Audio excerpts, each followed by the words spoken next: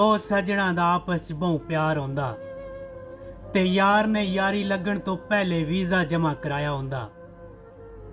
ਚੰਦ ਦਿਨ ਗੁਜ਼ਰੇ, ਫੋਨ ਆ ਗਿਆ ਕਿ ਤੁਹਾਡਾ ਵੀਜ਼ਾ ਆ ਗਿਆ, ਆ ਕੇ ਵੀਜ਼ਾ ਲੈ ਜਾਓ। ਤੇ ਅਚਾਨਕ ਵੀਜ਼ੇ ਦਾ ਸੁਣ ਕੇ ਸੱਜਣ ਬੜਾ ਪਰੇਸ਼ਾਨ ਹੋਏ। ਆਖਣ ਲੱਗੇ ਕਿ ਵਤਨ ਤੇ ਦੋਵੇਂ ਖੁਸ਼ਹਾਲ ਹਾਂ, ਪਰਦੇਸ ਕਿਉਂ ਚੱਲੇ ਹੋ? ਤੇ ਯਾਰ ਨੇ ਆਖਿਆ ਰੱਬੋ ਕਿਸਮਤ ਵਿੱਚ ਪਰਦੇਸ ਲਿਖਿਆ, ਮੈਂ ਕੀ ਕਰ ਸਕਦਾ, ਜੋ ਰੱਬ ਦੀ ਜ਼ਾਤ ਕਰੇ। ਤੇ ਕੀ ਆਖਦਾ, ਰੱਬੋ ਕਿਸਮਤ ਵਿੱਚ ਪਰਦੇਸ ਆਇਆ, ਸਿਰਾਈਆਂ ਹੱਸ ਕੇ ਚਾਵੀਂ, ਹੁੰਦੇ ਸਹਿਜੇ ਦੁੱਖ ਪਰਦੇਸ ਦੇ ਵਿੱਚ ਰਹੀ ਤਕੜਾ ਨਾ ਘਬਰਾਵੀਂ। ਮੇਰੇ ਚਾਰ ਸ਼ਰੀਕ ਵਸੇਬ ਚ ਵਸਦਨ, ਮੇਥੇ ਇਤਨਾ ਕਰਮ ਕਮਾਵੀਂ, ਹੱਥ ਬਨ ਕੇ ਅਲੀ ਮਿਹਨਤ ਕਰੇਂਦਾ, ਅੱਲਾ ਵਾਸਤੇ ਬੋਲ ਨਾ ਜਾਵੀਂ।